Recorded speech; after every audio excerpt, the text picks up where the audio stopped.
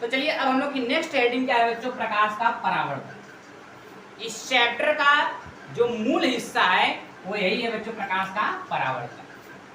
अब हम लोग समझेंगे यही से आपके चैप्टर के जो होता है वो मेन टॉपिक स्टार्ट होती है, सब कुछ यहीं से स्टार्ट होता है। तो इसको आपको ध्यान समझना पड़ेगा, प्रकाश का परावर्तन क्या होता है। तो प्रकाश के परावर्तन को समझाने से पहले मैं आप लोग को बताता हूँ कि प्रकाश का परावर्तन बच्चों आप बचपन से ही करते हुए चले आ रहे हैं, बस आपको पता नहीं था कि यही प्रकाश का परावर्तन है। आप बचपन से ही प्रकाश के परावर्तन कर रहे हैं, लेकिन आपको बस पता नहीं था कि यही प्रकाश का परावर्तन। अब प्रकाश का परावर्तन जैसे कि हम लोग बचपन में क्या करते थे, जब हम लोग को घर का एक शीशा मिल जाता था तो उस शीशे को लेकर के हम लोग क्या करते थे, उसको ऐसे ऐसे चमकाते थे। उसमें क्या होता था, जब प्रकाश की किरण आती थी और उस कांच पर क्या होती थी, टकराती थी, और वो क्या होती थी, टकरा करके उसको हम लोग जिस दिशा में भेजना चाहते थे उस दिशा में उसको क्या कर देते थे, भेज देते थे। तो क्या हो रहा था उसमें, उस घटना में होता क्या था, प्रकाश किरण आती थी, कांच पर टकराती थी और टकरा करके फिर वापस जाती थी। इसी प्रकार से हम लोग कभी कभी घड़ी से भी ये घटना करते हैं कि क्लास में बैठे रहते थे और घड़ी पहने रहते थे, तो कहीं से जब प्रकाश की किरण आती थी, धूप कहीं मिलती थी, तो उसमें क्या करते थे, घड़ी को चमकाते। वही प्रकाश का क्या है, परावर्तन। बस आज हम लोग इसको क्रमबद्ध तरीके से एक परिभाषा के रूप में हम लोग क्या करेंगे, उसको समझेंगे प्रकाश का परावर्तन क्या होता है। तो आइए हम लोग एक इमेज के माध्यम से आप लोग को एक चित्र के माध्यम से समझा। देखो बच्चों मेरे पास ये समझ लीजिए एक कांच है, एक मिरर है। अब ये क्या है कि पॉलिश किया गया है, इसको चलो बच्चों मैं पॉलिश कर देता हूँ। ये मैंने कांच को क्या कर दिया, मिरर को क्या कर दिया, पॉलिश कर दिया। सबसे पहला प्रश्न, इसको पॉलिश क्यों किया गया। देखो बच्चों ये जो प्रकाश के परावर्तन की घटना है ये जब भी होती है अपारदर्शी माध्यम से होती है। अपारदर्शी माध्यम जिसमें से प्रकाश आर पार न हो। अपारदर्शी माध्यम रहना चाहिए और उसकी जो सतह रहनी चाहिए वो कैसी रहनी चाहिए, चमकदार रहनी चाहिए। इसलिए मैंने यहाँ पर क्या कर दिया बच्चों, पॉलिश कर दिया। याद रखिएगा प्रकाश के परावर्तन की जो घटना होती है वो हमेशा किस माध्यम से होती है, वो हमेशा अपारदर्शी माध्यम।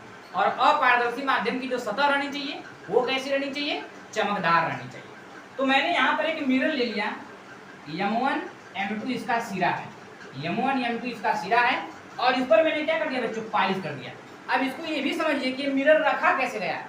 तो ये मिरर जैसे मिरर है, अभी मिरर ऐसे नहीं रखा गया है, ये मिरर ऐसे रखा गया है। ये मिरर कैसे रखा गया, ऐसे, यानी ये जो हमारा बोर्ड है इस बोर्ड के ऐसे रखा गया है, ऐसे नहीं रखा गया है। ऐसे रखा हूं तो इसका नीचे वाला जो हिस्सा है वो क्या किया गया है, पॉलिश किया गया है, और ऊपर वाला जो हिस्सा है वो चमकदार है, और बाकी हिस्सा समझ लीजिए अंदर की तरफ है। बस समझेंगे, ऐसे नहीं रखा गया मिरर, मिरर ऐसे रखा गया। ठीक, अब क्या होता है बच्चों, जैसे मान लीजिए इधर कोई प्रकाशित स्रोत है या इधर कोई प्रकाशित स्रोत है। प्रकाशित स्रोत मतलब जहां से प्रकाश की किरण आ रही है। अब मान लीजिए इधर प्रकाशित स्रोत है और यहाँ से प्रकाश की किरण यूं ऐसे चल करके आई। प्रकाश की किरण चल करके आई, इसका दिशा दिखा दीजिए एरो के द्वारा, मैं आपको बताया था, चिन्ह के द्वारा दिखाइए। ये चिन्ह बता रहा है प्रकाश किरण किधर से आ रही है। तो ये प्रकाश किरण इधर से आई, अब देखिए इस चमकदार तल पर टकराई। अब क्या आपको लगता है, इस चमकदार तल से टकराने के बाद अंदर चली जाएगी, आर पार हो जाएगी? नहीं, क्योंकि मैं तो आपको पहले बता दिया हूं कि जो हमारा तल है वो क्या है, अपारदर्शी। अपारदर्शी है तो प्रकाश की किरण अंदर तक जा नहीं पाएगी। अब क्या होगा बच्चों ने, ये प्रकाश की किरण टकराई है, अब टकरा करके वापस चली जाएगी। वापस मतलब जैसे मान लीजिए वायु से आई रही होगी और कांच पर टकराई तो फिर से कहाँ चली जाएगी, वायु में चली जाएगी। यानी ये ऐसे आई और इस कांच पर टकराई और टकरा करके यूं ऐसे क्या हो जाएगी बच्चों, चली जाएगी। तो क्या हुआ कि प्रकाश की किरण एक माध्यम से आई, दूसरे माध्यम के तल पे टकराई और टकराने के पश्चात फिर पहले माध्यम में वापस चली गई। क्या हुआ बच्चों, प्रकाश की किरण एक माध्यम से आई, दूसरे माध्यम के तलों पर टकराई और टकराने के पश्चात फिर पहले माध्यम में वापस चली गई। बस यही है प्रकाश का परावर्तन। तो इसकी परिभाषा आप स्वयं देखिए, जब आप टॉपिक को समझे रहेंगे तो उसकी परिभाषा खुद बना लेंगे। हो क्या रहा है इसको समझिए, प्रकाश की किरण एक माध्यम से आ रही है, दूसरे माध्यम के तलों पर टकरा रही है और टकराने के पश्चात फिर से पहले माध्यम वापस चली जा रही है। अब परिभाषा इसी बना लीजिए, क्या, जब प्रकाश की किरण एक पारदर्शी माध्यम से चल करके दूसरे अपारदर्शी माध्यम के तलों पर टकराती है। मैं तो बार बार कह रहा हूँ कि जो माध्यम रहना चाहिए वो अपारदर्शी रहना चाहिए। अपारदर्शी माध्यम के तलों पर टकराती है तो टकराने के पश्चात पुनः पहले माध्यम वापस लौट जाती है। इसी घटना को प्रकाश का परावर्तन कहते हैं। सीधी बात, नो बकवास। एकदम सिंपल सी परिभाषा, जब प्रकाश की किरण एक पारदर्शी माध्यम से चल करके दूसरे अपारदर्शी माध्यम के तलों पर टकराती है और टकराने के पश्चात पुनः वाले माध्यम वापस लौट जाती है, इस घटना को प्रकाश का परावर्तन कहते हैं। लेकिन रुकिए, अभी इतना ही नहीं, इसमें और भी आपको बहुत कुछ समझना है कि आने वाली प्रकाश की किरण को क्या नाम दिया जाता है, जाने वाली प्रकाश की किरण को क्या नाम दिया जाता है, जहां पर प्रकाश की किरण आकर टकराई है उसको क्या नाम दिया जाता है, ये सब भी जानना बहुत जरूरी है। देखो बच्चों, जो प्रकाश की किरण आ रही है उसे कहते हैं आपतित किरण। क्या बोलते हैं बच्चा? आपतित किरण। रुकिए थोड़ा इधर लीजिए, आपतित किरण, आपतित किरण, किरण, आपतित किरण। कुछ नहीं, आने वाली किरण को आपतित किरण कहते हैं। क्या? आने वाली किरण को आपतित किरण। अच्छा बच्चों, यहाँ पर हुआ परावर्तन। परावर्तन मतलब जो वापस जा रही, टकरा के वापस जा रही, हो गया परावर्तन। तो जहां पर आके टकरा रही है बच्चों उसे बोलते हैं आपतन बिंदु। क्या बोलते हैं भैया? आपतन बिंदु, आपतन बिंदु बोलते हैं इसको।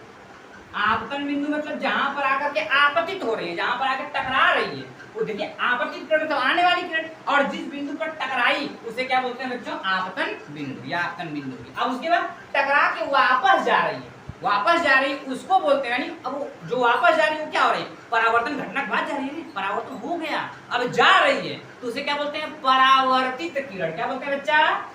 परावर्तित किरण, परावर्तित, परावर्तित किरण, इसे बोलते हैं बच्चा परावर्तित किरण। तो क्या बच्चों, आने वाली किरण को आपतित किरण, जिस बिंदु पर टकरा रही है उसे आपतन बिंदु, परावर्तन के बाद जो जा रही है उसे क्या बोलेंगे? परावर्तित किरण। आने वाली आपतित किरण, परावर्तन के बाद जाने वाली को परावर्तित किरण, जिस बिंदु पर टकरा रही है उसे क्या बोलते हैं? आपतन। इतना समझ में आया? आगे बढ़ते हैं। अब हम लोग क्या करेंगे बच्चों, ये जो आपतन बिंदु दिख रहा है ना, आपतन बिंदु पर एक लंब खींचेंगे, यानी एक लाइन खींचेंगे जो 90 डिग्री का कोण बनाएंगे। किससे? इस तल से। याद रखिए क्या मैंने कहा, हम आपतन बिंदु पर एक लंब खींचेंगे, यानी आपतन बिंदु पर एक लंब खींचेंगे जो क्या रहेगा? इस तल से 90 डिग्री का कोण बनाएगा। आइए देखते हैं। तो ये देखिए, अभी मैं इसका कारण ही बताऊंगा कि ये क्यों खींचा जा रहा है, उसका रीजन क्या है। अपने मन में कोई भी काम नहीं होता, उसका कुछ ना कुछ रीजन होता है ना। तो आइए देखते हैं। ये देखिए बच्चों, मैं तो अभिलंब, अभिलंब क्या है अभी आपको बताया हूं कि मैं क्या करूंगा कि जहां पर आपतन बिंदु पर यहां पर एक लंब खींचूंगा। लंब मतलब ये जो पृष्ठ है इस पृष्ठ के साथ 90 डिग्री का कोण बनाए। पहला प्रश्न ये उठता है कि मास्टर साहब या सर जी काहे डॉटेड किए हैं, इसको पूरा लाइन क्यों नहीं खींचे? हर एक चीज का रीजन बताऊंगा मैं आप लोग को। तो बच्चों यहाँ पर मैं इसलिए इसको डॉटेड किया हूं क्योंकि जब प्रकाश का परावर्तन होता है तो आपको आपतित किरण भी रहेगी, रियल में आपतित किरण रहेगी, रियल में परावर्तित किरण भी रहेगी, रियल में आपतन बिंदु भी रहेगा। लेकिन ये जो अभिलंब है ना, ये होता नहीं है, हम अपने तरफ से खींच रहे हैं, ये रियल में नहीं होता है। यानी प्रकाश का जब परावर्तन होता है तो उस समय आपतित किरण होती है, परावर्तित किरण होती है, लेकिन ये अभिलंब नहीं होता है। ये तो हम अपने तरफ से खींच रहे हैं, इसलिए यहाँ पर मैंने इसको डॉटेड किया है, ये रियल में नहीं है। ठीक। अब प्रश्न ये है कि आपने काहे खातिर अभिलंब खींचे। अब मैं बताने जा रहा हूँ अभिलंब में क्यों खींचा। देखो बच्चों, अभिलंब खींचने से यहाँ पर आपतित किरण और परावर्तित किरण दोनों का क्षेत्र क्या हो गया? अलग अलग। पहली बात तो ये हो गई। दूसरी बात देखो बच्चों, अब यहीं से मैं आप लोग को दिखाऊंगा कि ये जो इसका नाम लिख देते हैं पहले। देखो बच्चों, इसको यन फॉर नॉर्मल, इसी को बोलते हैं अभिलंब, अंग्रेजी में बोलते हैं नॉर्मल, इसलिए मैं यन लिख दिया अभिलंब। ध्यान दीजिएगा एकदम, ये हाँ अभिलंब हो गया। अब देखो बच्चों, जरा गौर से देखिए, आप खुद देखिए, मुझे बताने का जरूरत। आप देखिए, हाय देखो बच्चों, आपकी किरण दिख रही है, हाँ दिख रही है। हाय अभिलंब दिख रहा है, हाँ दिख रहा है। जरा देखो कि आपतित किरण और अभिलंब के बीच में कोण बन रहा है कि नहीं? बन रहा है, साफ साफ देखो। देखो ये आपतित किरण, ये अभिलंब, ये देखो ये हाँ कोण तो बन रहा है, बन रहा है नहीं बन रहा है कोण? अच्छा, उसी प्रकार से यहाँ देखो, ये परावर्तित किरण और ये क्या हो गया? अभिलंब। परावर्तित किरण और अभिलंब के बीच भी कोण बन रहा है नहीं बन रहा है? हाँ बन रहा है। ये देखिए ये कोण बन रहा है ना। बस अब देखो बच्चों, ये आपतित किरण और ये अभिलंब के बीच जो कोण बनता है उसे बोलते हैं बच्चा आपतन कोण। इसे क्या बोलते हैं? आपतन कोण। इसको व्यक्त किससे करते हैं? तो आपतन कोण को बच्चा आई से व्यक्त करते हैं। किससे व्यक्त करते हैं? आई से व्यक्त करते हैं आपतन कोण को। अच्छा, उसी प्रकार से आप खुद देखो, हेमन जैसे मैं बताया, हेमन आप अपने सोच लो कि यहाँ पर ही परावर्तित किरण है और ये अभिलंब है, तो परावर्तित किरण और अभिलंब के बीच कोण बन रहा है कि नहीं? हाँ कोण तो बन रहा है, और ऐसे ही कोण बनता है ना, ऐसे ही कोण बनता है, ऐसे ही कोण बनता है दो रेखाओं के बीच। तो ये बताओ यहाँ पर परावर्तित किरण और अभिलंब इसके बीच ऐसे कोण नहीं बन रहा है, बन रहा है नहीं बन रहा है, तो इसे बोलते हैं, देखो परावर्तित किरण के साथ बन रहा है इसलिए इसको बोलते हैं परावर्तन कोण। क्या बोलते हैं बच्चा? परावर्तन कोण। ये हो गया आपतन कोण, ये हो गया परावर्तन कोण, ये हो गया परावर्तन कोण। और बच्चा परावर्तन कोण को किससे व्यक्त करते हैं? तो परावर्तन कोण को व्यक्त करते हैं आर। समझ में आया यहाँ तक? देखिए अब अगर मैं पूरा ये जो इमेज बनाया हूँ इस पूरे इमेज के बारे में बताया जाए तो देखो बच्चों, पहले आप बताओगे प्रकाश का परावर्तन। अभी मैं इसकी परिभाषा लिख दूंगा, पहले यहाँ पर आप समझ लीजिए। जब आप समझ लिए रहेंगे तो परिभाषा आप स्वयं से बना लेंगे। अभी मैं परिभाषा लिख भी दूंगा, पहले आप समझिए। तो प्रकाश का परावर्तन क्या होता है, कैसे बताएंगे?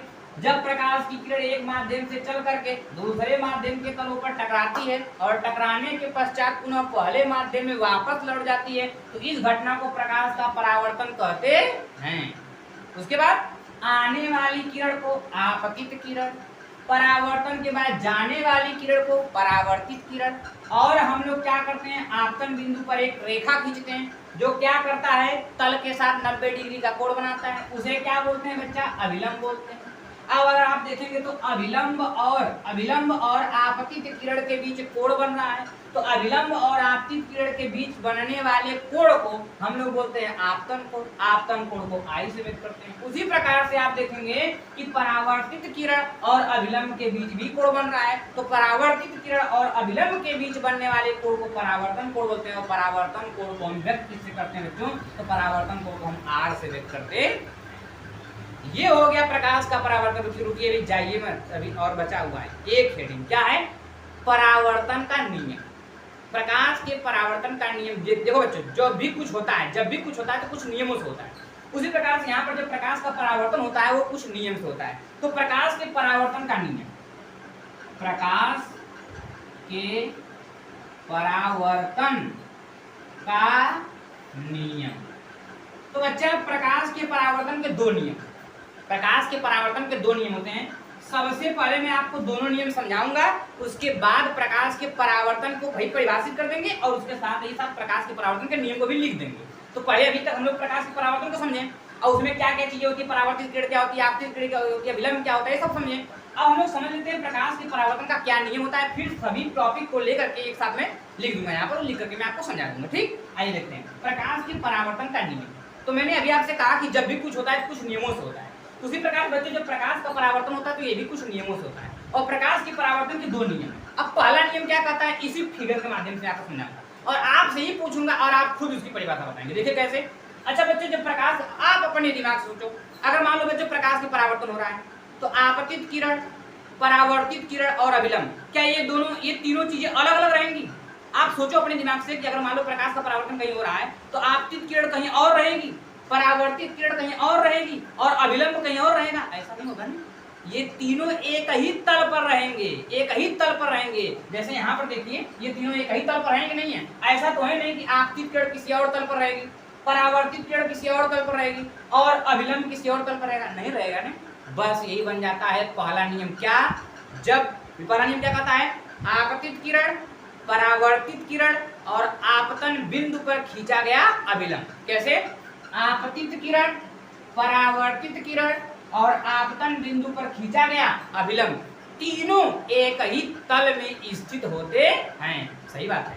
जब भी प्रकाश का परावर्तन होगा तो आपतित किरण, परावर्तित किरण और आपतन बिंदु पर खींचा गया अभिलंब तीनों एक ही तल में स्थित रहेंगे, अलग अलग तल पर तो होंगे नहीं। बात समझाएंगे? बस यही छोटा सा तो है। क्या? प्रकाश के परावर्तन का पहला नियम क्या कहता है, आपतित किरण, परावर्तित किरण और आपतन बिंदु पर खींचा गया अभिलंब तीनों एक ही तल पर होते हैं। खत्म। प्रकाश के परावर्तन का नियम पहला खत्म। अब क्यों प्रकाश के परावर्तन का दूसरा नियम, अभी मैं इसको लिख दूंगा। प्रकाश के पहले समझ में आ रहा है प्रकाश के परावर्तन का नियम कुछ नहीं है, आपतित किरण, परावर्तित किरण और आपतन बिंदु पर खींचा गया अभिलंब तीनों एक ही तल में होते हैं। खत्म। प्रकाश के परावर्तन का पहला नियम। प्रकाश के परावर्तन का दूसरा नियम, देखो बच्चों, प्रकाश के परावर्तन का दूसरा नियम कहता है कि अगर परावर्तन कहीं पर हो रहा है तो आपतन कोण और परावर्तन कोण दोनों आपस में बराबर हों। अभी मैं इसीलिए आपको पहले समझाया कि परावर्तन कोण और आपतन कोण होता क्या है। तो याद रखिएगा कि परावर्तन का दूसरा नियम कहता है कि आपतन कोण आई हमेशा परावर्तन कोण आर के बराबर होता है। प्रकाश के परावर्तन में आपतन कोण आई और परावर्तन कोण आर हमेशा क्या होंगे, बराबर होंगे। बस ये हो गया प्रकाश का परावर्तन और प्रकाश के परावर्तन का नियम। अब चलिए मैं इसको यहाँ पर लिख देता हूँ ताकि आपको नोट्स अगर तैयार करना हो तो आप नोट्स भी तैयार कर सकते। आइए देखते। तो देखिए मैंने इसको क्या कर दिया है, लिख दिया है। आप चाहे इससे नोट तैयार कर सकते हैं। जो मैं आपको जितना चीजें समझाया हूँ वहां पर मैंने क्या कर दिया, लिख दिया। जैसे मैंने आपको सबसे पहले क्या समझाया था, प्रकाश का परावर्तन क्या होता है। देखिए जब प्रकाश की किरण एक पारदर्शी माध्यम से चल करके, जब प्रकाश की किरण एक पारदर्शी माध्यम से चल करके दूसरे अपारदर्शी माध्यम के तलों पर टकराती है तो टकराने के पश्चात पुनः पहले माध्यम में वापस लौट जाती है, इस घटना को हम लोग क्या बोलते हैं बच्चों, प्रकाश का परावर्तन। तो यहाँ से आप लिख सकते हैं, नोट तैयार कर सकते हैं। उसी प्रकार से मैंने आपको बताया था प्रकाश के परावर्तन का नियम। तो प्रकाश के परावर्तन के नियम में मैंने 2 नियम बताया था। नंबर 1 क्या बताया था, आपतित किरण, परावर्तित किरण तथा आपतन बिंदु पर खींचा गया अभिलंब, तीनों क्या होते हैं, एक ही तल पर होते हैं।